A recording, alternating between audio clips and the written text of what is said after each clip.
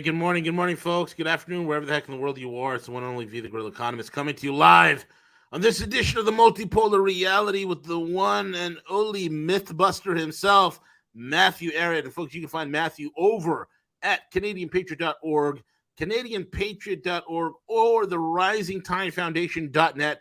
Get his books, an absolute magnum opus of breaking the unipolar lies, deceptions, and trickery. And with that being said, Matt, there's a lot going on. You want to get into what is a hot topic these days among the West? Because we are a society and a civilization that is based on narratives, myth, legends, hearsay, and hoopla, UFO cults, and the like. I mean, there's so many things to talk about, Matt. Let's get into it, buddy. Yeah, absolutely. No, I think we could touch on quite a few things. Obviously, there's a few milestones for good and for bad today. You know, we have actually Happy Ethiopian New Year, number one. That was last night at midnight. Ethiopia celebrated, and it had a lot to celebrate. So that's number one. I think it's the year 2016 for Ethiopia due to some weird discrepancy in the calendar system. I don't fully understand it. But they celebrated in September, and it's 2016. So, but at the speed at which Ethiopia is moving in terms of the physical economy and the rate of progress, if we define time as a function of change instead of it just being something rather linear or based upon some cyclical motion of the planet around the sun, but rather a higher function of directed qualitative transformations, then they are living in a much, much denser space-time than the West, where we've been stagnating under this weird period in world history that became the consumer society cult back in the early 70s, where, you know, people who venture back and forth a lot from like China to the United States or China to Canada, and I have many of these friends who bounce around the world or go to the UAE and then come to Canada. They're always struck by the fact that we have the same potholes that we had 10 years ago. Yep. Our infrastructure is just as structurally deficient, if not more, every single year. Whereas, you know, you see these snapshots of some of these cities from the 90s in the UAE, or especially in China from the 90s, and you just look at the snapshots every 5 years to the present, and they're completely like Shanghai or anything. They've created like 500 cities in China. In the last 30 years. Like, they've created cities from scratch along development. I mean, look at Moscow in the last 15, 20 years. Holy cow. You know, that's another thing. Yeah, it just shows you that there's like an idea of the necessity for progress leaping beyond the limits to growth, which maybe is not fully understood to the degree that you and I often discuss it, but it is definitely something that is shaping the behavior of economic behavior in those parts of the world. And here we're just in a state of just atrophy. So in Ethiopia, which is the point here, they've just finalized the Grand Renaissance Ethiopian Dam, sometimes called the GERD. I don't find the name is all that attractive, the GERD, but the Grand Renaissance Ethiopian Dam is a great name. And it began over a decade ago. And there's been a lot of sabotage, a lot of foreign arsonists who have been trying to light fires, civil war, other things, economic terrorism that's been engaged by the World Bank, the IMF, to keep them from having the type of sovereignty to carry out the completion of this mega project. It's the biggest project on the continent of Africa, I believe, in history. But now it's done. They unveiled it the day of their New Year's. So the last of the 4 reservoirs are complete. Everything is now pumping energy. The turbines are spinning. And this is going to supply over 6 gigawatts of high-quality hydroelectric power to not only Ethiopia, but the broader Horn of Africa, where there's something like 250 million people, many of which don't have electricity. I think Africa, it's like 560 million people on the continent still don't have electricity. Much of that is in South Africa and in the Horn of Africa, not South Africa, south of the Sahara Desert, and in the Horn of Africa and in the Sahara Desert. But that's going to change. And the fact that Ethiopia has now been, it's announced that they're going to become a full member of the BRICS nations by January 2024 is a big deal, along with Saudi Arabia, along with the UAE. They've also, the G20 just completed this week. And the Africa Union, which has its capital in Addis Ababa, the capital of Ethiopia. That's the capital of the African Union. They're also inducted now as a member of the G20. There's a lot of really interesting things there is on the good side, and there's a lot more we could say about that if needed. But then on the other side, you have the other things too. We're currently speaking on September the 12th. September the 12th. Now, people should know that. I mean, obviously, there's a lot that's been going around on September the 11th, but this is very much a reminder of the sort of evil. It's a time to really pause and appreciate the nature and the quality of the evil that has seeped in, especially over the dead bodies of people like John F. Kennedy, Robert Kennedy Sr. back in the 1960s, Martin Luther King, Fred Hampton.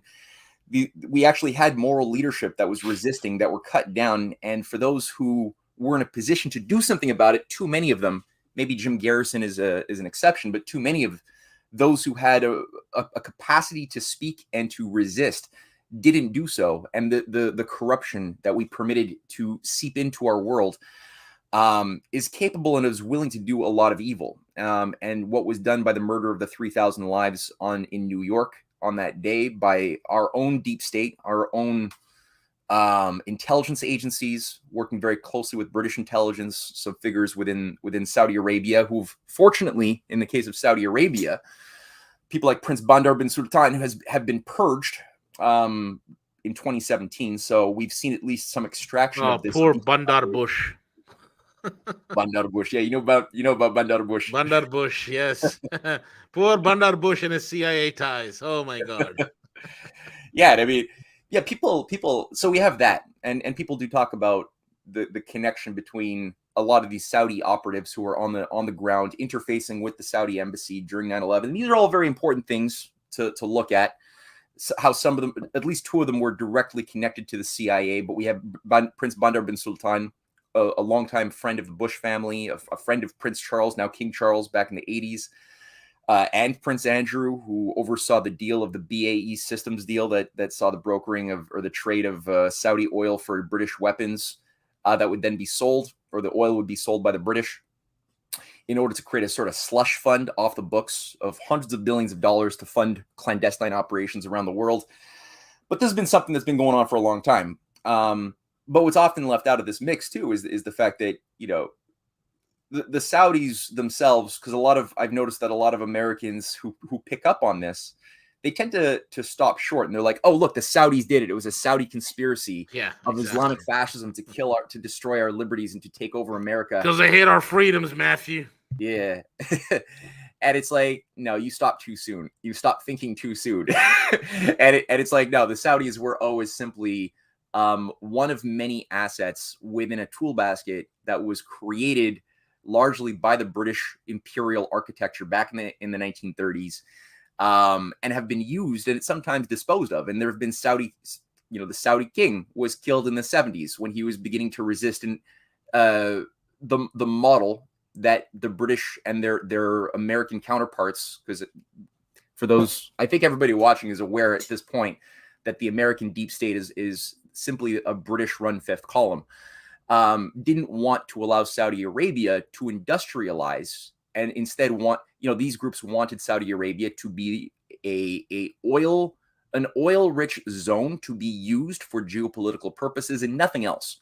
So that would enrich a local elite that would have to stay corrupt in their local control of the Saudi people, that would not expect to have what the Japanese had attained after World War II, which was a high level of industrialization, and simply instead just be a raw materials extractor for the sake of oil wars, oil geopolitics. And the Saudi king in the 70s didn't want that. He wanted to go with the Japan model instead. He was influenced by the type of activity that Gamal Nasser had brought online with his approach to the Pan-Arabic movement, which was based on trying to create a coalition around progress for all of the Arab states back in the 60s, 50s, and 60s. And he won over a lot of the better figures who, even within Saudi Arabia and within the other Gulf states, were like, well, we want that. We want to actually do something that is in alignment with what we perceive to be the best of Muslim heritage. And these were people who were looking at things like the Islamic Renaissance of the 12th century and earlier, and thinking, how can we bring that back with modern technology? So it wasn't like you just had these decadent sheiks with their harems, funding terrorism. That wasn't, and that's often been the case, the way it's been projected for the West, for a Western audience. But there's been a lot more rich nuance, and the fact that they've had to kill some of these leaders within Saudi Arabia at different times shows that there is something there which has been reactivated in the thing that kicked out Prince Bandar bin Sultan from being the head of Saudi intelligence. Prince Faisal, who was another player around the BAE systems, who played a role in 9/11. But all of these characters were always disposable, and that's the important thing for people to remember. It's kind of like what we were talking about before the show began. We were talking about narratives, and how you were saying that's been something on your mind that you've been talking about in your previous shows this week and this morning, is how the oligarchy works on spinning narratives, stories to shape our perceptions of what the world is, while they actually try to manage the real world. But the thing about these narratives is the oligarchy will often start believing and acting in accordance with the narratives that they spin to dupe the fools and their victims. They end up over time increasingly believing in their own. Yes. That's interesting, right? Yes. And it's something we can use. And I think the better humanists, when I say humanists, I don't mean Bertrand Russell, Enlightenment nihilist humanists. I of course mean Augustinian, Platonic, Christian, Renaissance humanists. The humanists throughout history who have tended to represent the greatest threats to the oligarchy have been able to capitalize on this defect of the oligarchy's self-conditioning. And one of the things that they've done whenever they're going to do something absolutely evil, like in 9/11, right? Whatever, or anything that's going to involve something super, super satanic, they have to then create, or the whole pandemic operation that was launched more recently. They have to create stories and stories within stories. It's kind of like a Dungeons and Dragons game board in a sense, where these when you're playing Dungeons and Dragons, you got a game master, somebody who weaves tales, creates a certain sort of scenario. Yeah, and everybody winds up believing in it. And look, here's the funny thing that people don't realize. The same dweebs who's I mean, I don't know if you saw this or not, but Matthew, there was this thing called the largest game of Dungeons and Dragons in world history. It started in like 1980 something, like 82, 83. It's still going on till today. What? Yeah, by grown ass men. No. Right, and the guy has an entire basement of his house, at least a good 2,000 square feet, 1,500 square feet of the basement of his house, converted into a massive Dungeons and Dragons board game with, with miniature trees and buildings and mountains and rocks and streams and this, that, and the other. And him and his buddies, they come together. They fly from all over the country and come to this guy's house, and they weave these fantastical tales.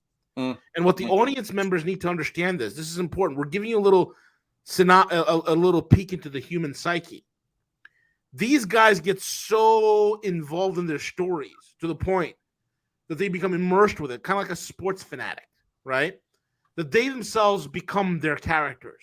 So in the game, when their character dies, these men will literally cry because they've invested 5, 10, 15, 20, 30 years into one character, okay?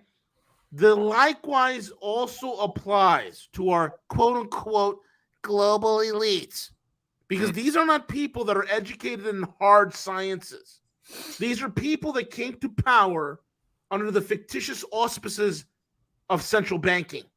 These are people that, in other words, they already started with weaving a narrative. How does central banking come into play?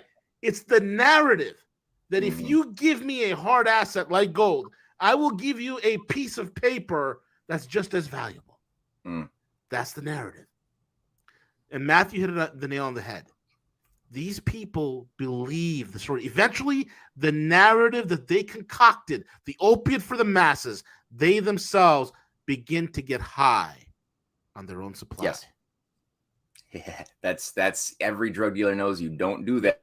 and these so-called grand strategists, game masters, can't even follow the wisdom of a local drug dealer.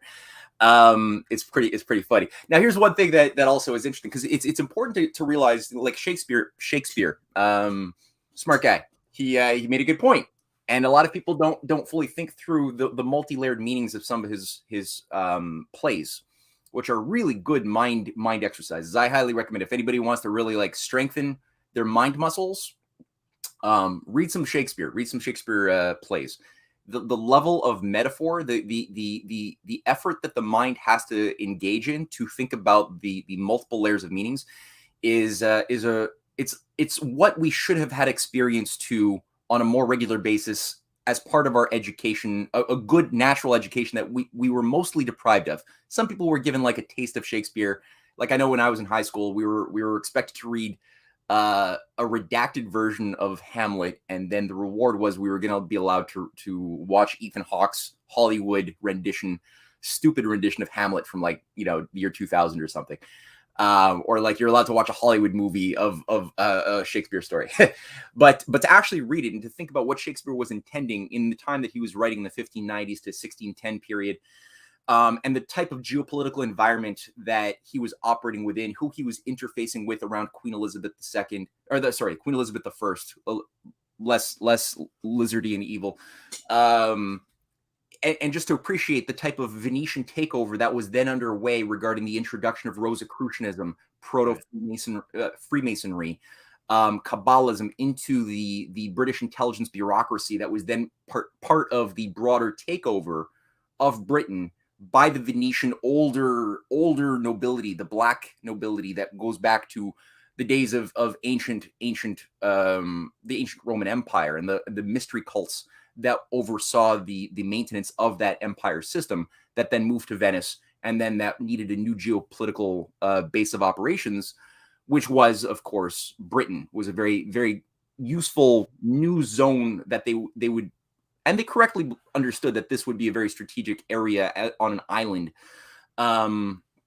But Britain wasn't an empire yet. It would be another century after Shakespeare died that before Britain's empire, or status as the world empire center, was going to be consolidated. But he was fighting against that. So again, always have to think about that when reading any of his plays. But the point here is there's something he said regarding all the world's a stage and every man is an actor. All of us. So it's talking directly to the audience. Yeah. And the oligarchy understands this. We live largely in worlds that are shaped by stories. Stories, and again, stories within stories. That's that you could nest your stories, you could nest your narratives. So in terms of thinking about the geopolitical actions, it is understood that there will be a big story to explain why things happen. We all are creatures, unlike the animals. Animals just sort of accept what happens to them based on pleasure, pain, functions. Whereas human beings have this additional feature, which is troublesome for an oligarch, which is to know why, causality. Other animals don't want that. We want that. So they have to satisfy that. So they make stories to give us that satisfaction of, like, why did the buildings fall? Planes from people who hate our freedoms.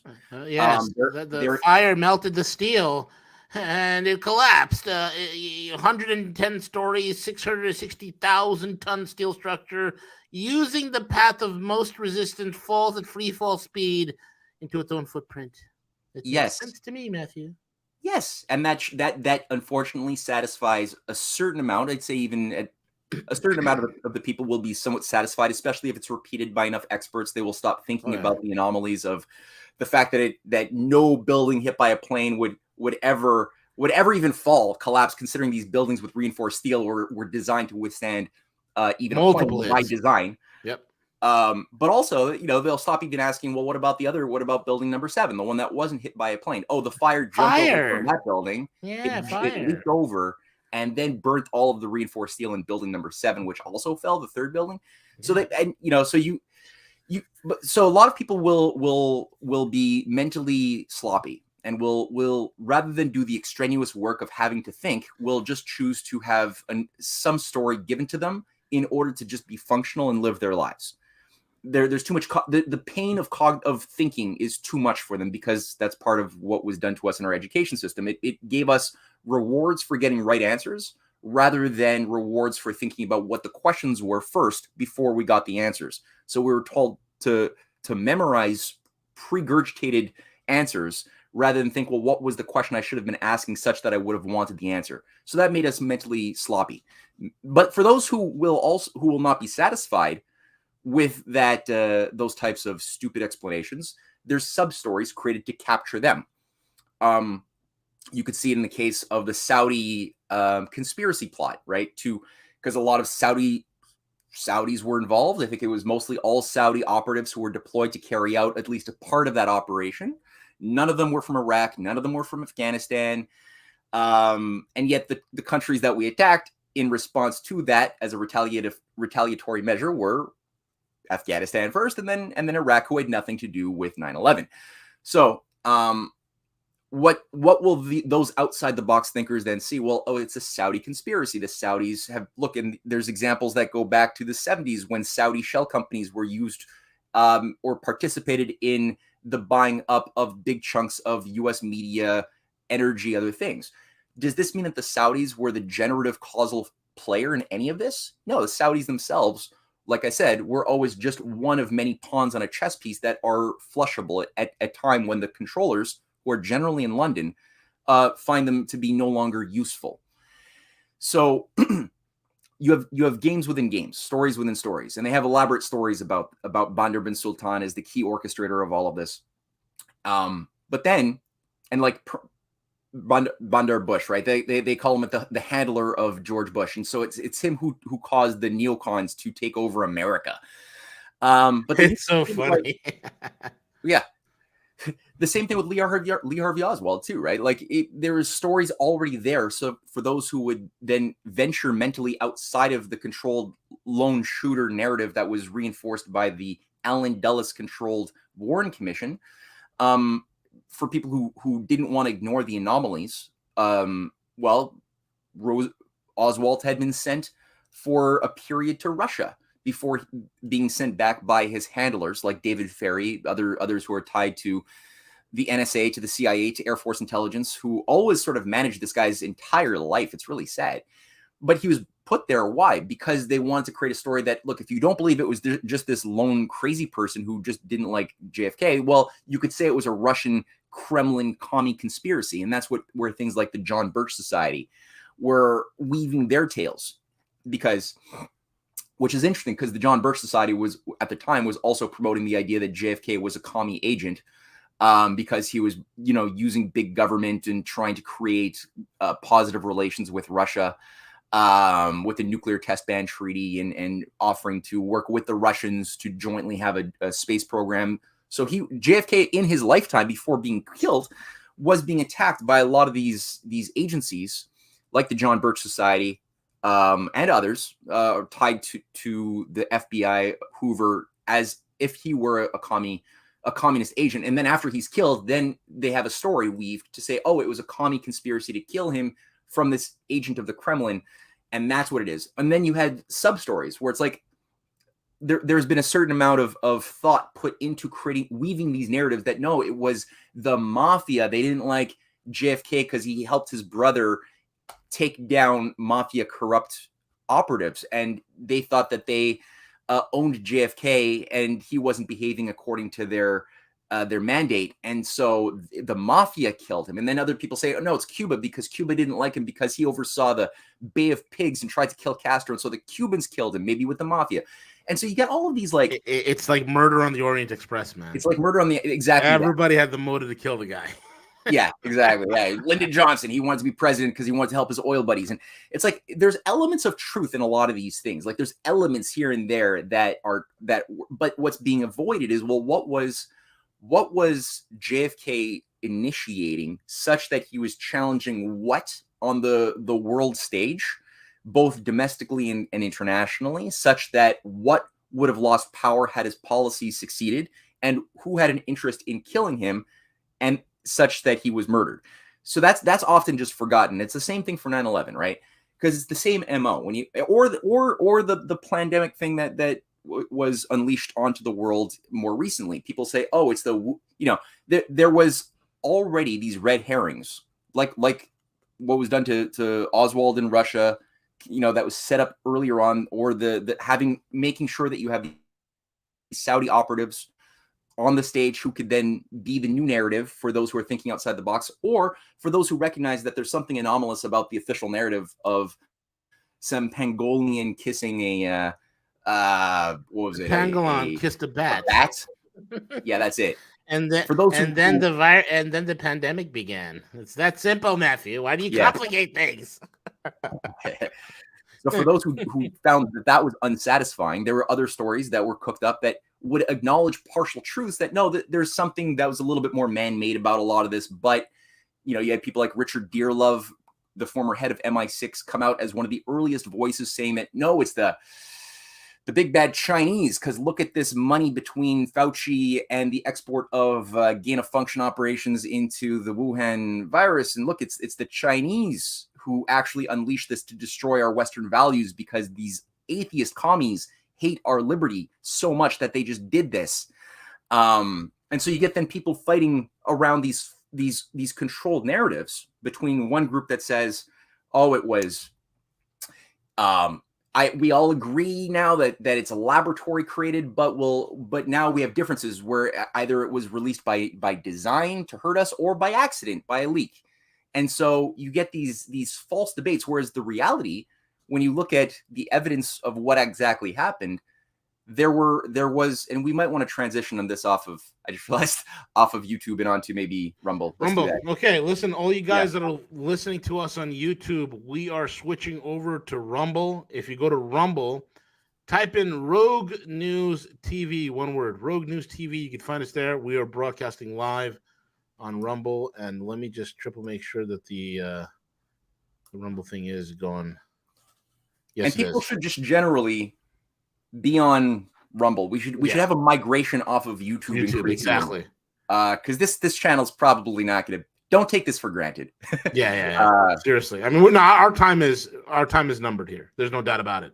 Yeah. Every time I get, my channel is still hanging on by a thread, and every time I get shut down, I disappear for a couple of months. I come back on. I start posting, because I know that some people don't know how to use anything but YouTube. So I'll post a few things, and the messages I get from so many people are, "Oh, you're doing things again.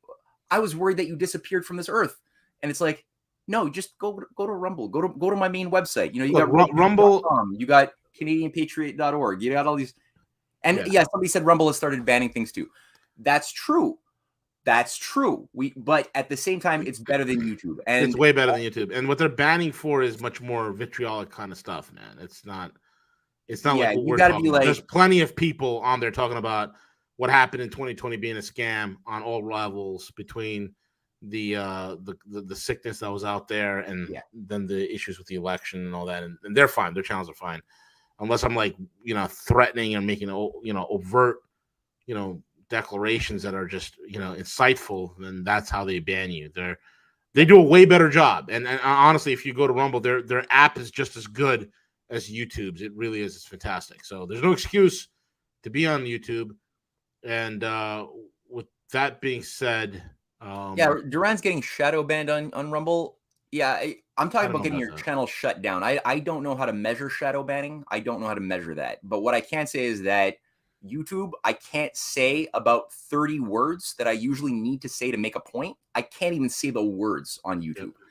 Okay. All right. All right. We're leaving. All right. Later, YouTube. You guys on Rumble. Yeah. If you want to go there. Yeah, we're leaving. All right. How about this off? All right. Sorry. And it's not letting me end. What the hell? Okay. You know what? We don't have to go to Rumble right now. We can keep it safe. We can keep it safe. This is weird. It's not letting me cut the feed. What the hell's going on? I'm being hijacked. That's okay. All right. So we're still streaming on YouTube. Yeah, we still are. All right. Let's just keep it going. We'll use code words. We'll use euphemisms. Yeah. We'll use it. So all that to say, we're living in a fantasy land of fiction. And this is where I think it's very interesting, because I was telling you a little bit about the, or we were chatting a little bit about the,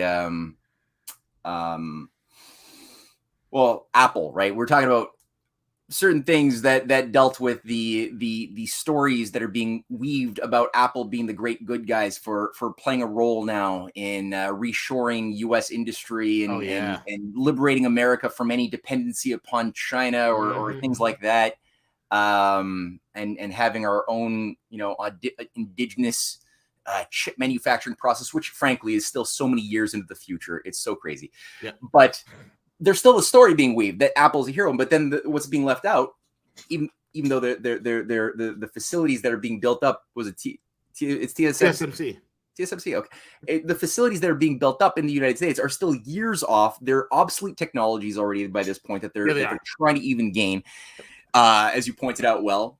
And the question is, well, why are we even trying to reshore and cut off relations with China? Like, why is this even happening? Is any of this? We all start thinking in different ways, whether Democrats or Republicans or whatever, that this is where everyone starts like nodding their head about how great this is, go America, and they forget to ask the deeper question: what is the international battle over what direction for humanity, such that it's deemed even needed to do this? Because it's not needed. There's no reason why there should be a program of seeing China as our new enemy that we all have to rally around and unite as if it was the worst of the Cold War all over again.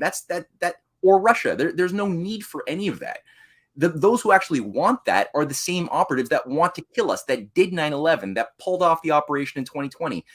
And that resulted in, no all-cause increase of mortality until something happened that did something experimental onto people, and then all-cause mortality increased. So there is actually nothing that we were told happened before this thing that was rolled out.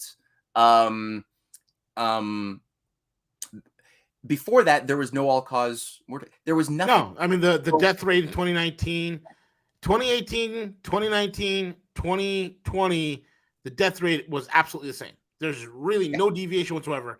And every actuarial and I mean, look, man, I'm connected to guys who are exec levels in certain insurance companies and those who have clients as insurance companies. Gee, I wonder what happened in late 2021 and 2022 that all of a sudden we have a 40% spike here in this demographic, a 50% spike here on that demographic. Yeah, you got young, healthy dudes just dropping, 50% more increase in cancer between the age. They're calling it turbo cancer, man. Turbo cancer. Turbo cancer. Never seen anything like this, right? And they're all trying to explain this away in the dumbest way. Like this is maybe a latent symptom of the thing, the original thing. It's a schlong hovid. Schlong hovid. That's what it is. So yeah, and then the idea of what is the Pentagon controlling internationally as laboratories that do certain things. Nobody's looking at these opaque operations in Georgia or Ukraine or in South Korea or all over Africa. They found a Chinese bioweapons plant in California. Dude, did you see that story? It was the most stupidest thing. You have to be a brain dead moron to believe in it. An absolute brain dead moron. How do they read that? How do they explain? What do they say? Dude, it's some random Chinese guy who's no link to the to the government of China, private citizen guy. He happened to have some like old lab equipment, and the news spun it, right?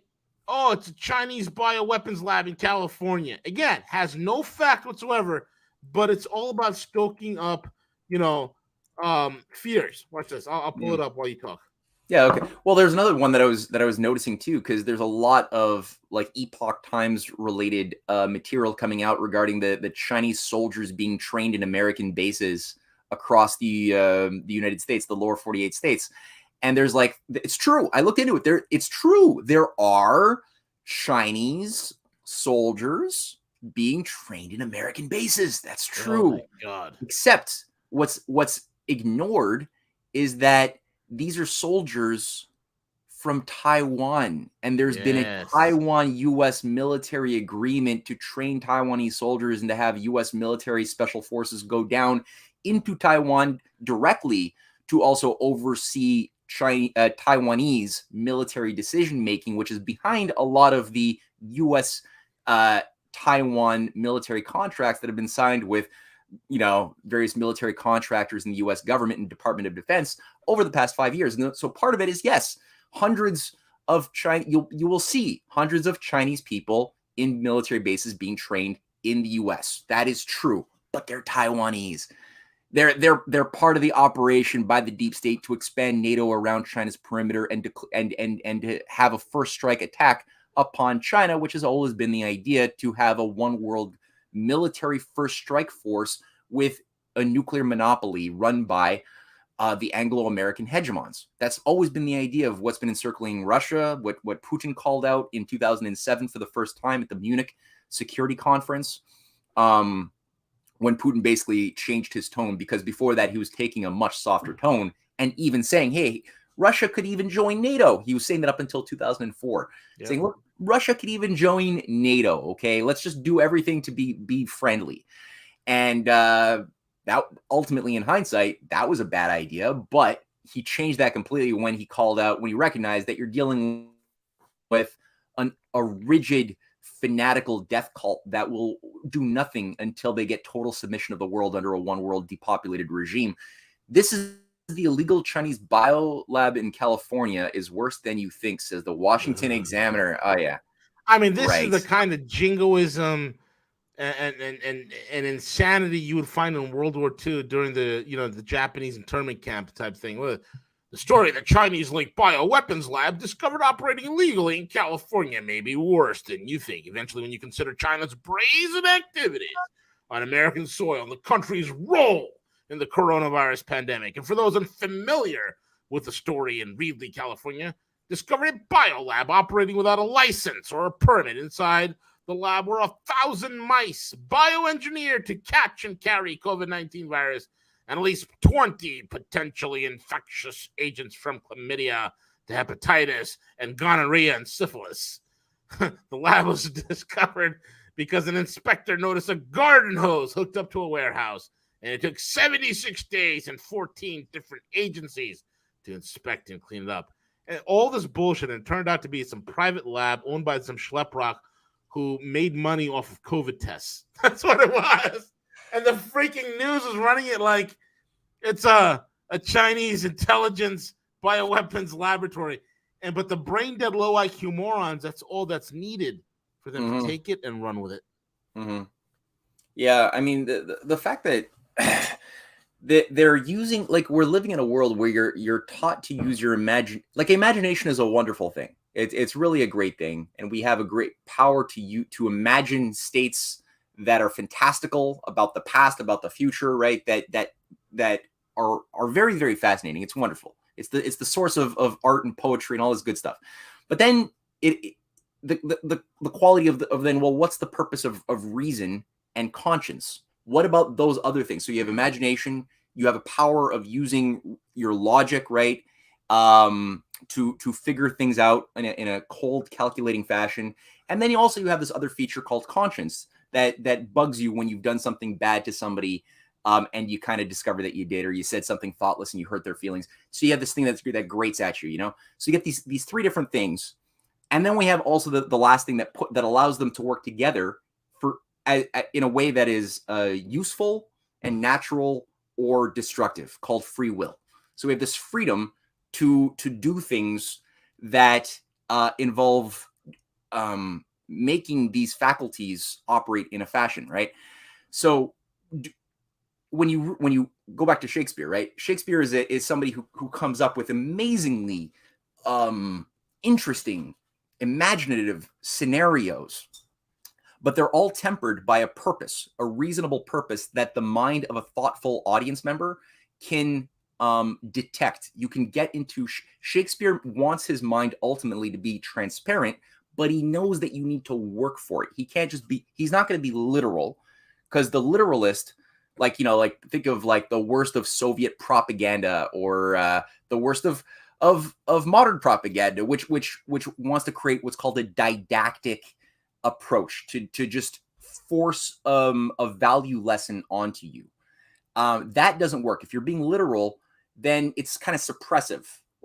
You'll only be able to influence the most gullible, thoughtless people who will get like into whatever kind of propaganda is being given to them by a lot of the CIA sponsored Hollywood movies, right? That come out that really portray the USA or like the CIA as the great hero of America against terrorism. That's a lot of CIA funded and Pentagon funded Hollywood films are very much like that. It's very one-dimensional. You're whether Black Hawk Down or a lot of the Tom Clancy films as well, or Tom Clancy stories that are turned into films. And Tom Clancy is somebody who worked with the CIA. He's a creative writer working with the CIA directly as an operative deployed to do predictive programming to create and weave scenarios. And he had people like what's his name, the founder of QAnon. Pietzenik, I think it's Charles. It's Steve Pieczenik. Pieczenik, yeah, Steve Pieczenik. Steve Pieczenik is the founder of QAnon. Yeah. He runs. Yeah. You really think so? It was him. I know so. Yeah, for sure. He actually really? Account. Huh? Really? Yeah, he's a Trilateral Commission psychological warfare specialist. Yes, he is. Yeah, and he worked directly as the Undersecretary of State under Robert Gates, Henry Kissinger, Cyrus Vance in the 70s. James Baker, yeah. And no, he's really specialized in looking at trauma cases. Yes. And everybody who's in the conspiracy or who's sensitive to the reality of conspiracies and will look at alt media has a certain degree of trauma that's part of the course, because you've now just woken up and you've to the reality that what you thought was this great bright world, of a normal society, and we're so great because we have these comforts, is actually a horror show run by a bunch of death cultists that ultimately want to kill us and enslave whoever survives. So that's a traumatic thing. That's been going on. The fact that there's been this continuity for generations is a traumatic thing to process. And some people they stop short. They don't fully process that, so they stop too quickly. But for the most part, you're dealing with trauma cases who are going to be of a different psychological profile than somebody who hasn't been through trauma. And so they will be then receptive. They'll have a certain degree of susceptibility to, paranoia, a desire to find blame, to cast blame on an agency that will give me a reason why I'm suffering. I'm afraid. Yeah. You want to find a bad guy more readily.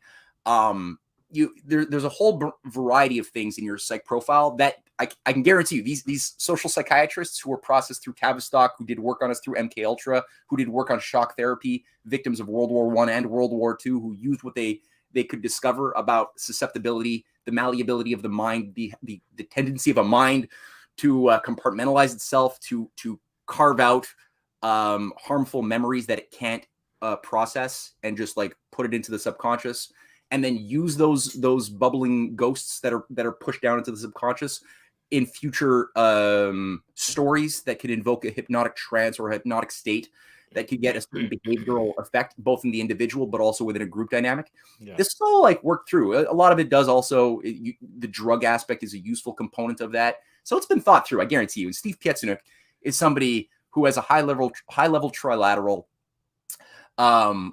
There's a reason why he was working with, Tom. He was the main guy in helping to facilitate the narrative of the vaunted, undefeatable, indefatigable American military via Tom Clancy. Yes, exactly. And that then created a foundation around which the idea of white hats.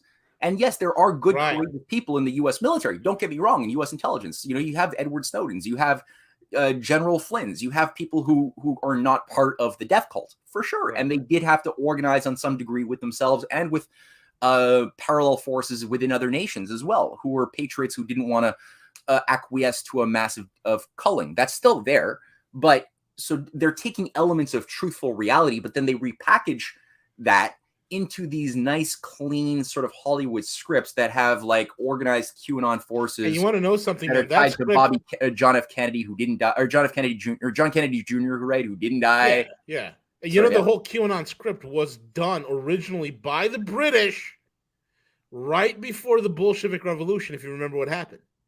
During the Bolshevik Revolution, they had these messages out saying that good guys in the military and in the Russian intelligence are gathering. They're going to take out the bad guys. Don't worry. Everything's under control. Trust the plan. Mm-hmm. And we saw shortly thereafter that the Russian patriots were really pacified by this. They sat idly by because they thought the good generals and colonels and politicians and loyalists to the czars, they have it all control. And at any moment, these fifth columnists will be rounded up and taken down. Yes. And lo and behold, the exact opposite happened. That's so Pisenik, if Pisenik is the author of this, and I believe he is, and if you remember Pisenik during the night of the elections of 2020, he was on the Alex Jones show, and Alex was used as a complete dupe. Maybe he was complicit in this. But Pisenik came out and said, "Oh yeah, we're running an operation, psychological warfare. We have the ballots are all watermarked. We know that these ballots are watermarked, so we know the real from the fake. And you all are witnessing a massive sting operation." This is what Pisenik said, which mouthed QAnon perfectly. Yeah, right. It makes sense. Pisenik has the chops and the experience for psych warfare and trauma-based programming. He's the guy to run it. Yes, I know. That's exactly it. And he's got the creative writing pedigree. He practiced his art, the craft of coming up with these elaborate scenarios. I mean, he's been doing it with Clancy for decades.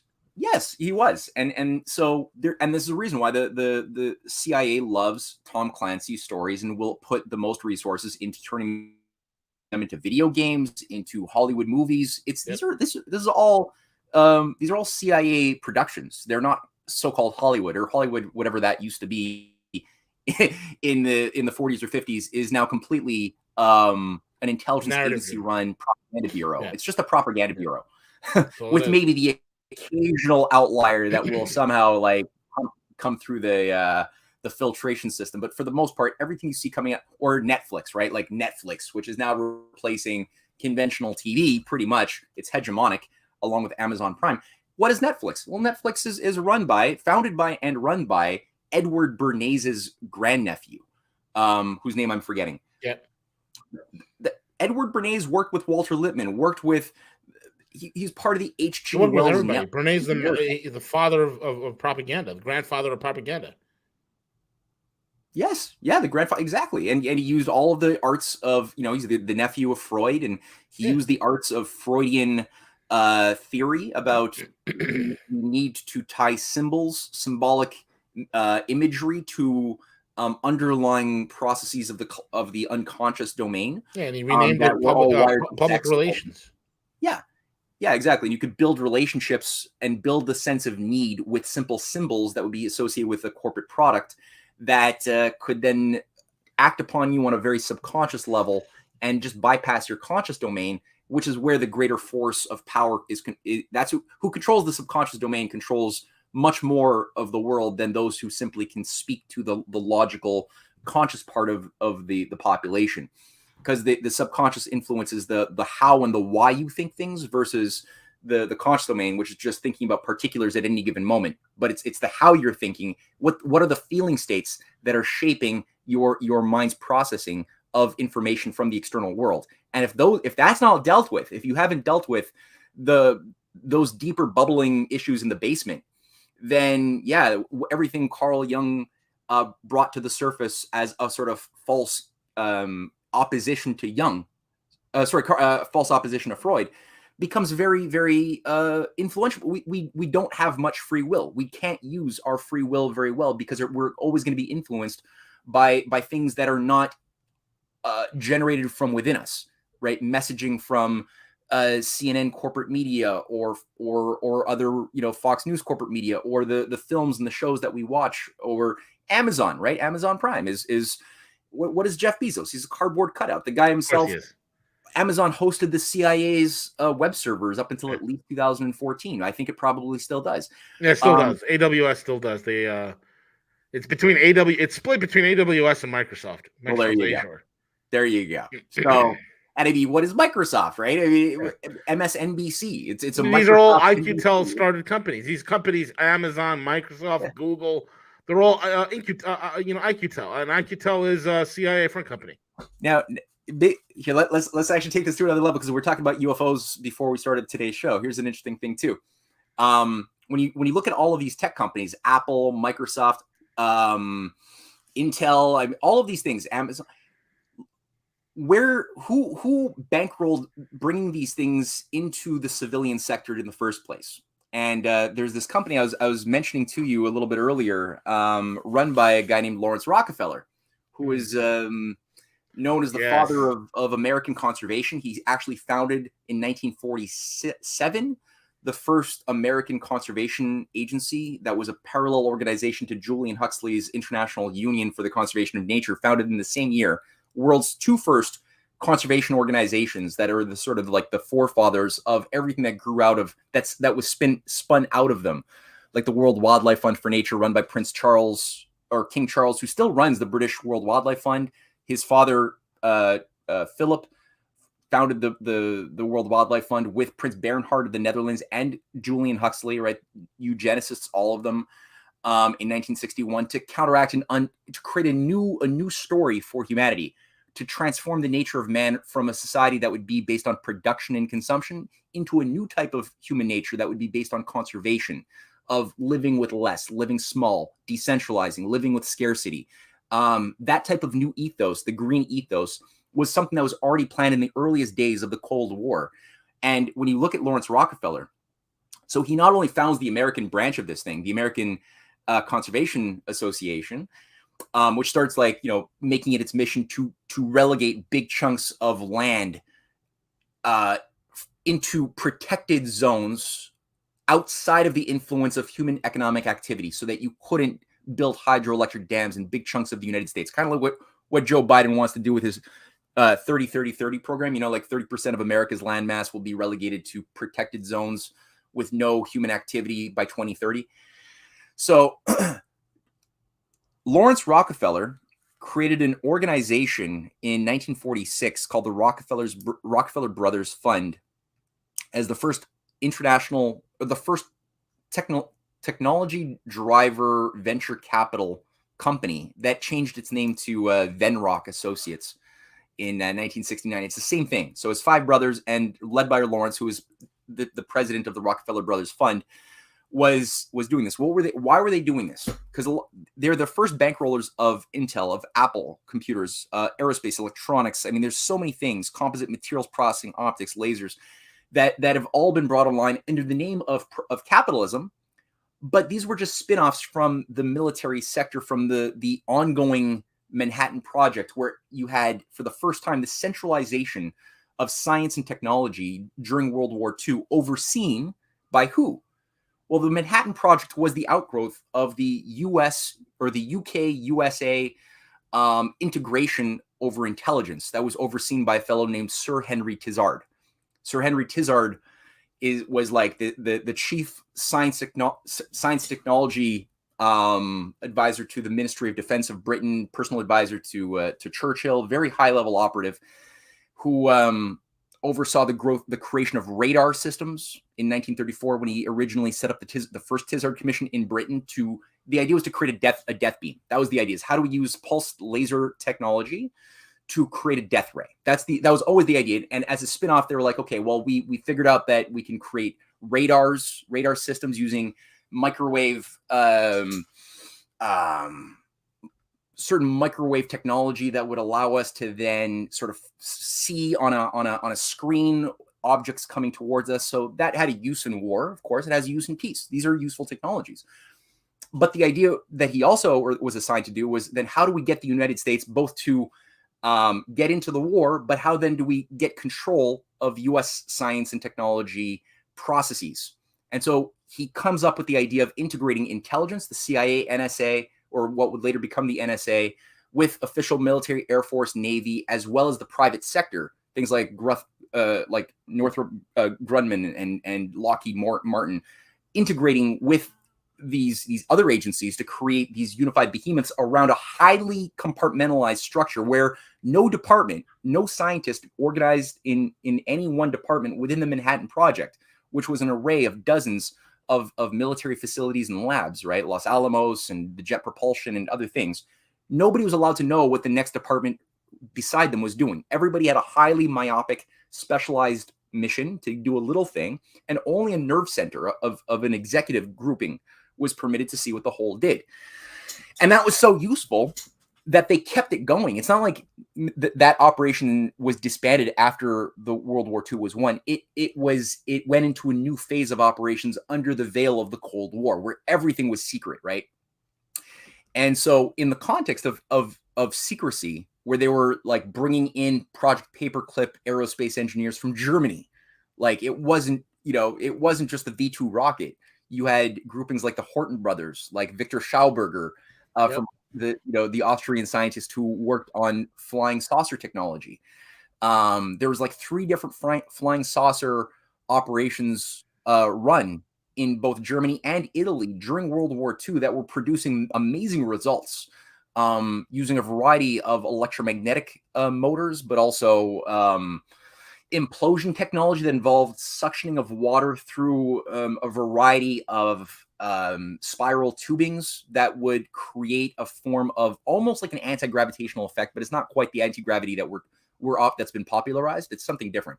I don't fully understand it, but I want to look more into it. But this is what these German and Austrian rocket scientists were doing, who were then absorbed mostly into the CIA or into the Western military industrial complex, with their patents classified and burned, so that only those in the know who are vetted, who are part of a sort of. And how were you vetted? Well, look at how many of these operatives are also high-level Freemasons, right? So there's all sorts of techniques to ensure that only those who have. And the reason why they pick Freemasons is because it's a lot of these fraternities have high-level compartmentalization. High level. Yeah. So it's compartmentalization is a key thing that makes it a very attractive for intelligence agencies to recruit out of them. Yeah, and there's clubs within clubs. Yeah, so exactly. Like, just because you're a Freemason doesn't mean that you're in the know, right? Yep. There's a lot of, but it puts you in a place where there's a vetting process where you Yes. more attention. It's kind of like being a Rhodes Scholar. It doesn't mean you're going to be evil, but it means that you're now in a highly, you've been selected to be within a control group. Yeah, you've been psychologically profiled and fit. You fit a profile that they like. Exactly. And now you will be tested. And for those who will be giving certain answers to the test that they're given, and the experiences that are created for them will go through certain domains of initiation, and no one can generally fail. Everyone will be told that they have succeeded, but there will be very controlled different outcomes, right? Different worlds. So you could have 2 people who think that they're 33rd degree Freemasons, and this, they might think that, but they live in 2 different universes. One of them didn't kill the bunny rabbit, the other one did, and had a whole different set of experiences along the way. Exactly. And so this is an important aspect of the games within games, the shell game operation, which is then very useful as well for things like cybernetics, because the whole cybernetics control system emerged out of those radar operators, especially Norbert Wiener, who was a student of Bertrand Russell, in part Cambridge trained, right? Who was funded by the Macy Commission or the Macy Foundation, who was funded by the Rockefeller Foundation during the Macy cybernetics conferences from 1943 to 1947.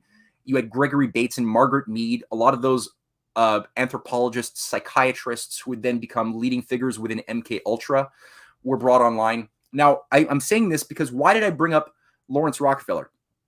Lawrence Rockefeller was also being part of, or being the head of, the Rockefeller Brothers Fund. He was also the person who oversaw the funding of the War of the Worlds broadcast in 1938. That was the Princeton Radio Research Project, overseen by Henry Cantrill and Frank Stanton. Frank Stanton became the head of Rand Corporation, that was set up in 1946, right? But this is 1938. So why are these guys doing? Cantrill is a guy who's working with the Rockefeller Brothers Fund. The whole thing is funded by the Rockefeller Brothers. Frank Stanton also heads CBS. They're all working with Edward Bernays. They're working with people like George Gallup. You're right, innovating the idea of public polling. That's what these guys are all doing. Why are they doing that? Well, one, because, and why are they doing War of the Worlds? Is it just to entertain the people around the idea of taking H.G. Wells' story of a Martian invasion and how humanity has to sort of learn how to work together to fight the Martian invasion, but it's still useless, and ultimately the Martians are just killed by one of our viruses? No, it's they did it in such a manner that it was portrayed as though it were indistinguishable from a regular news broadcast, in order to see what would be the psychological effect of the American people believing that that Martians had attacked now New York. and were killing innocent people and police officers and soldiers, and how would people react psychologically to that? That was all a social experiment on the people under the veil of a science fiction story. And they took that and they weaved that and they worked it into the new strategy after World War II, because who during World War II it was easy. Who's the bad guy? It's the Germans. Okay, that's easy. Well, all of a sudden people are now seeing experimental aircraft flying in the skies, right, in Britain, in across, usually near these Air Force air bases, where they're testing out a lot of things. How do you explain what they're seeing? They're going to report this to the authorities. Pilots who are not vetted are looking out of their windows and they're seeing things flying. They're not vetted to understand what they're looking at, so they're going to report it to their superiors. They might talk to the media. What do you say people are seeing? Well, let's take the scenario advanced by H.G. Wells, and the other books that H.G. Wells also wrote. And H.G. Wells, keep in mind, is the guy who innovated, like, the very term New World Order came from his book, The New World Order in 1940. The idea of creating a global system of collectivization under a eugenics-managed priesthood is outlined in depth in his 1928 Open Conspiracy Blueprint for a New World Order. Blueprint for a Final Revolution. H.G. Wells is working closely with Bertrand Russell. He's a leading Fabian Society operative. He's working at the British Bureau of Propaganda during World War I, along with a parallel operation that's being done in the United States with Edward Bernays and Walter Lippmann, in order to use Freudian techniques of trauma-based mind control and also just predictive programming in order to get people to have emotional feelings around certain symbols, and you control the meaning of the symbol. So the Germans of World War I are these evil Huns, these killer subhuman Huns, and that's how you have to program everybody. They do that, and this is just continuously innovated. But if you look at the amount of creative writers, the whole science fiction fantasy world, all of that science fiction emerged, and there are some good science fiction writers. Okay, I think that Gene Roddenberry is an honest guy, but for the most part, this whole thing emerged in the 50s, especially when there was like this whole UFO fixation thing. Around operatives who are generally always tied to the CIA, NSA, and other things. Now, Lawrence Rockefeller, on top of all of that, he's doing and creating a new ecology movement to rewire human beings into becoming a society of conservation and living small and living with less. He's doing that. He's also bankrolling the War of the Worlds research project. He's also working with Nelson Rockefeller, John D. Rockefeller III, and Henry Luce, who's also part of this, to create the Rockefeller Brothers forecast for America and the New World Order. It's a report that's still classified to this day in 1956. They do a sanitized version that the public can look at, which is, I think, a giant lie, but still, it still makes the point, how will America lead the New World Order in 1961, that people can read it online. But again, the actual report is classified. Henry Cantrill, who oversees the War of the Worlds project, is on that commission. Henry Kissinger gets one of his first jobs in 1956 being on the Nelson Rockefeller, Lawrence Rockefeller Commission, on Lawrence Rockefeller's panel on the prospects for America. That's Henry Kissinger's first friggin' job in the official think tank domain. And a lot of these guys go on to become Trilateral Commission founders when the Trilateral Commission is brought online, right, in 1973, doing what they do. The Lawrence Rockefeller works and he bankrolls Tavistock, the Human Potential Movement, the Human Potential Found, that entire thing that's bringing in transcendental meditation, that's being popularized by the Beatles, another MK Ultra operation done with British intelligence as part of the British invasion of the 1960s, that is needed to be a conduit to normalize psychedelic drug use as a new gateway towards our freedom. That's part of the Doors, right? Which is just taking a concept that was innovated by Aldous Huxley. Aldous Huxley being a part of this operation to a deep degree, Doors of Perception, and making this popular. Somebody wrote Scientology too. Yes, Aleister Crowley, L. Ron Hubbard, Aleister Crowley, L. Ron Hubbard, and Jack Parsons are three figures who are all tied to British and American intelligence. Aleister Crowley, all of them are Satanists. They're all working on trying to create ritual sex magic to bring in the Mother Babylon, this news. They all see themselves as incarnations of Satan directly, of the Antichrist. They're trying to bring in like the Rosemary's Baby thing. They're all doing that in like the deserts of Arizona. And hell of a movie, by the way. Yes, it is. Hell of a movie, Rosemary's Baby. Folks, if you haven't seen Rosemary's Baby, go see that movie. Yeah, and then look at what dress the Prince William's wife was told to wear when she gave birth to her baby, and then compare it to the main dress in that film, and get creeped out. You gotta be kidding me, man. No, it's crazy. People are sick. No, it's the exact same like white doily red dress, to the same cut, everything. As soon as she like gave birth and showed her unveiled the first baby of the royal couple to the world, that's the dress that they put on her. I don't even think she knew it. Yeah. So what Ron Hubbard is taking the scenarios of these very wild. He's mostly a science fiction writer, right? Before he creates his cult, he's writing these elaborate scenarios of Xenu, these intergalactic federations, and all of this geopolitics in space, and these are called his space operas. Which become like part of the creed of the Scientology movement, that were like, all possessed by billions and billions of fragments of these other. God, you're not kidding. By Xenu and put into oh, that's it right there. Yeah, you got it.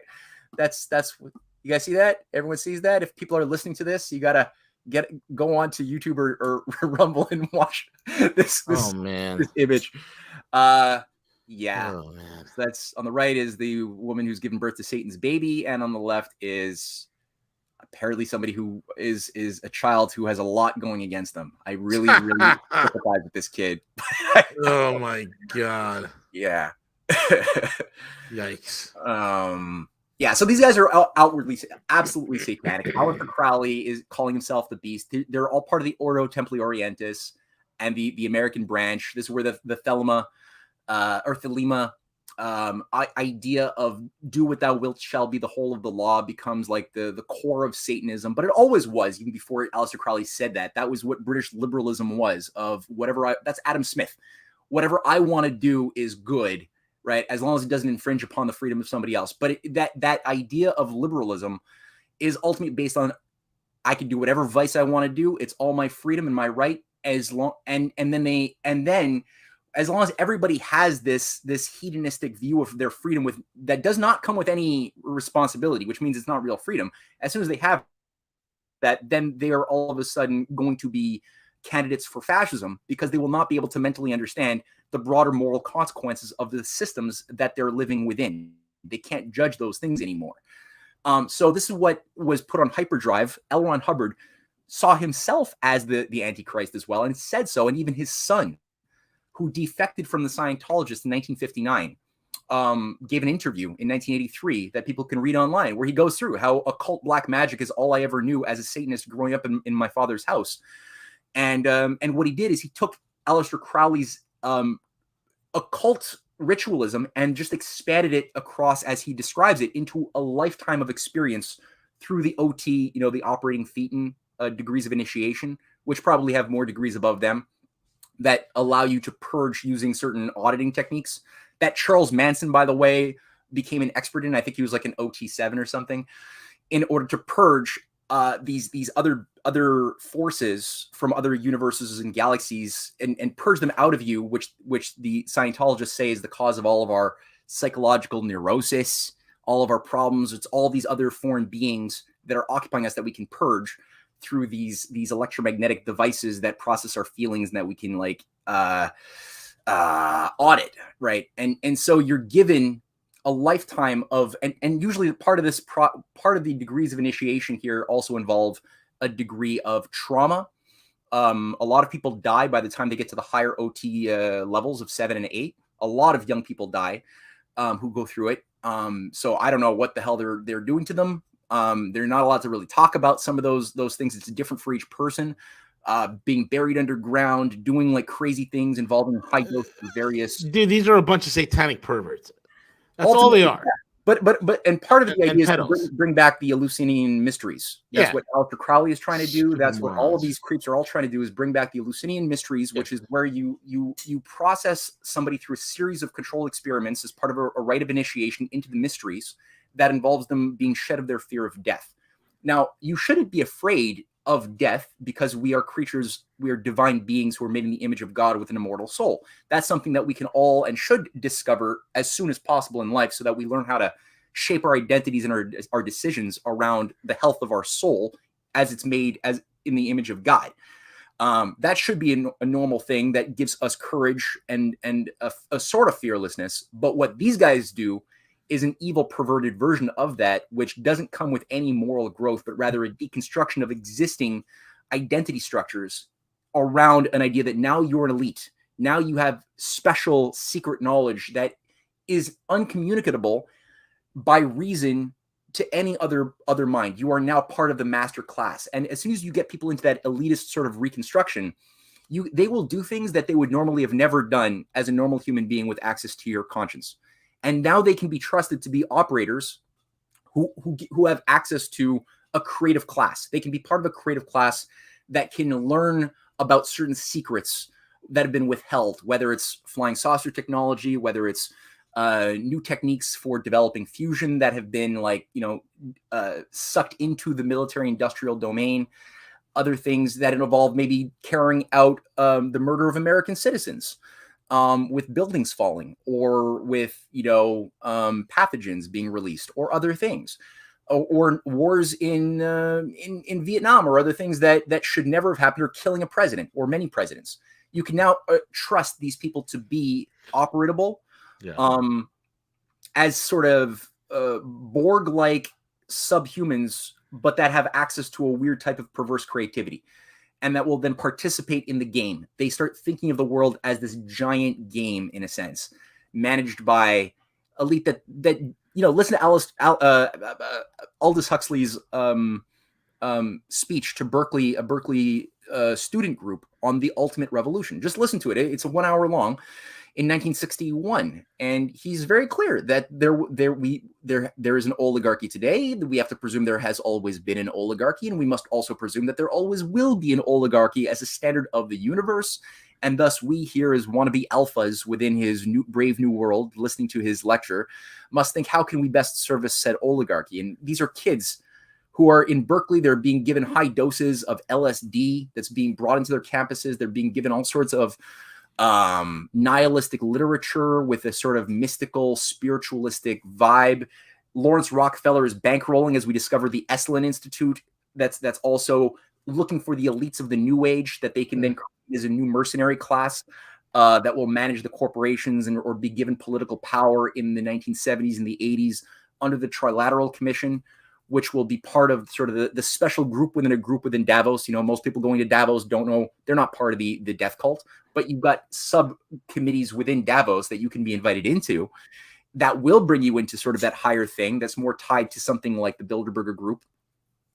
And then these groups then are participating, acting on the surface like they were, as if they were capitalists, but in fact always having their loyalties to creating a new global world religion based upon a modern form of techno-feudalism. And Lawrence Rockefeller, so what is he doing by 1992? He creates something called, as soon as the Soviet Union collapses, and now we don't have an enemy like the Russians anymore, because we had a nice enemy with World War II. It was called the Germans. But then we needed a new enemy, so it was mostly the Russians, a little bit of the Chinese, mostly those two. But for those who weren't satisfied with that, we also had the beginnings of an alien presence that was also being tested out. The drug movement helped with that a little bit. But now the Soviet Union collapses. What's the new enemy going to be to rally and organize the world around and to keep a veil of secrecy? Aliens. It'll be the and the Disclosure Project is what Lawrence Rockefeller creates with his niece, who's at this time, she's now the one who's the president of the Rockefeller Brothers Fund. And in 1992, you have the Rockefeller Disclosure Project brought into the White House, where Hillary Clinton, Bill Clinton, John Podesta are brought into Lawrence Rockefeller's estate, and they essentially become the conduits for the political expression of the disclosure of government classified FBI, CIA classified material dealing with UFO sightings, which the first massive data dump is declassified in 1994 under Bill Clinton. Hillary Clinton goes on with John Podesta, who's still there today overseeing the green transition under Biden. He's the chief of staff of Bill. He's Bill Greer, Stephen Greer, who's also indoctrinated in the Human Potential Foundation and Transcendental Meditation, overseen by Lawrence Rockefeller in the 80s. Lawrence Rockefeller, by the way, is also the primary bankroller of Terence McKenna and all of Terence McKenna's psilocybin operations and investigations into magic mushrooms, which are supposedly, as McKenna believes, a gateway to access interdimensional aliens. That's being bankrolled by Lawrence Rockefeller. So now Greer is going to be the front man for the Rockefeller operation of the Disclosure Project. And he's meeting now with high-level officials within the CIA, the FBI, Louis Freer. He's meeting with John Podesta. He's meeting with Al Gore, giving briefings to the CIA about intergalactic aliens. They've already started introducing psychedelics and New Age occult practices into the military earlier on with Fort Bragg. And a lot of those officials with Fort Bragg, like Colonel, I'm not even going to say his name, are now being brought into America's high command, overseeing things like Desert Storm, getting ready to oversee things like 9/11. And here I'm talking about, I'll say his name later. But you have this whole thing. John Podesta starts calling for massive aliens disclosure. He's overseeing the campaign of Hillary Clinton, who calls for making alien disclosure, Area 51, Roswell disclosure, her campaign promise of 2015, 2016. Obama's going on TV, late night talk shows, talking about Roswell, Area 51 as well. So that what they're doing, and was the idea of creating a new synthetic religion to be founded that would always be brought online with forms of light shows that could be used with advanced holographic technology. You know, there's things that already we've seen in like the skies of China, where holographic technology have created imagery of giant cities just appearing in the skies above the clouds in China, or in Brazil. Yep. There's been people who've seen holograms of like Jesus over the skies that resulted in the sort of thing that you would expect with the War of the Worlds broadcast of these foreign beings, extraterrestrial entities, some forms, in some cases, again, where the population is profiled to be Catholic. Like in Brazil, they will accommodate to a Catholic, what the Catholic superstitious psyche would be susceptible to. In other places, in China, I don't fully know why they selected this city in the sky, but that's what was done. So they've profiled the different folklore, the different superstitions of different peoples, and they've now, with the help of the types of drug culture that MK Ultra brought us. DMT came out of MK Ultra, LSD 25, psilocybins. That's what produced Charles Manson. It produced Ted Kaczynski, two cult leaders who were always overseen by the CIA, and many others. This is now, there it is. Yeah, Chinese. Yeah. You just had a picture of it right there. The holographic. I think you got to go back there. Floating. Probably the one down below. Okay. Yeah. So this is what people are documenting. So that's a regular night, a regular day sky. Oh yeah, there you go. So you see, there's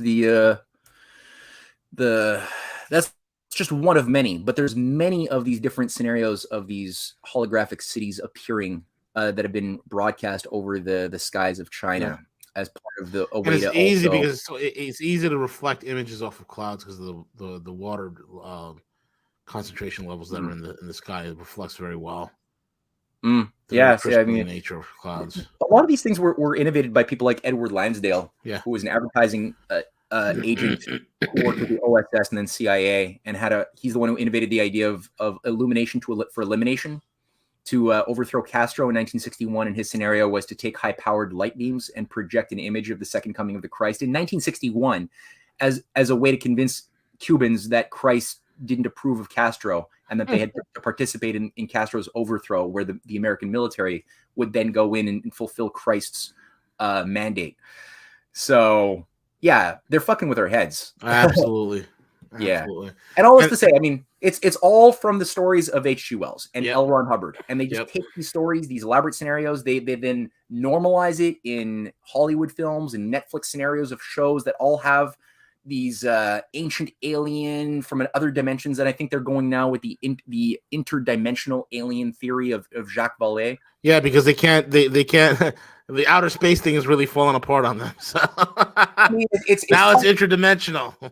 Yeah, and that was put forth by Jacques Vallée in '69 using some work by Carl Jung, who also did a book on flying saucers in 1959. Carl Jung, who was always a lifelong friend with Alan Dulles. Yeah. And Jacques Vallée was himself friends with a lot of these Satanists, like Kenneth Anger, who was doing a lot of these satanic rituals and early films with the Rolling Stones in the 60s, like real satanic stuff, working with the Church of Satan. This is what Jacques Vallée was citing. He was a friend of him. And Jacques Vallée works with, Puthoff, what's his name? Something Puthoff, who sets up shop with, oh yeah, right. So Jacques Vallée is the student of Joseph Allen Hynek. Joseph Allen Hynek is a CIA contractor who's overseeing Project Bluebeam, Blue Book, Project Grudge, Project Sign. Hynek becomes the advisor to Steven Spielberg on Close Encounters of the Third Kind. He also works with, he trains Vallée, inducts him into this operation. This guy Puthoff is a high-level person, still very active today with Robert Bigelow, a billionaire real estate magnate who's behind funding Harry Reid, who used his Bigelow's money to create the Pentagon Advanced Threat Research thing, this facility that's purely designed to investigate UFOs. That's being used today, that David Grush came out of, who testified recently at the U.S. Congress, right, over UFOs. Yeah. But Puthoff himself is a well-known. He's admitted that he's gone through OT7 as a Scientologist. So he himself came out of the L. Ron Hubbard satanic movement. And I've seen no reason to believe that he didn't just find a way to work with, various facilities to promote a new type of science, give a scientific veneer to justify why aliens are interdimensional, that this is what ancient civilizations experienced when they saw Jesus Christ, and the stories that were given about Christ walking in water and things that we're told, all of these things were actually aliens, and Christ was an overseer of a psilocybin or psychedelic project of helping people go through the rites of Eleusis so that they would no longer have fear of death. And that's why they were taken through the mysteries of the drug mysteries of these cults. And all civilizations, the Egyptians got their technology from these interdimensional aliens through the use of psychedelics. So we're given a new spin on ancient aliens as well, that then is being it's part of the repackaging of the new story for the great narrative. And by the way, no, the earth is not flat. Dude, put that away. The earth is not flat. Somebody wrote that in the chat box. That no. Oh God. That again. No. But there are lies in science. That's true. And see, the thing is, people then see that there are lies in science. There's a lot of lies, and then they throw the bathwater, and then they believe nothing. Then they're like, everything the opposite of science must thus be true. And it's like, no, you've just fallen for a trap. I'm sorry. I don't know who's worse. Is it the flat earthers or the vegans that are worse? I'm still trying to figure that out. I got some vegan friends. I can't say that. It's why are you doing it? I guess is what's your purpose to do it? Anyway, buddy, we're at the end of the show. Matt, great information as always, folks. You can check him out, CanadianPatriot.org, RisingTideFoundation.net, Substack.com/Matthew Ehret, and make sure you get his books. And with that being said, the Mythbuster himself, the brain trust that is Matthew Ehret. Thank you all for listening in, and we'll be back tomorrow. Cheers.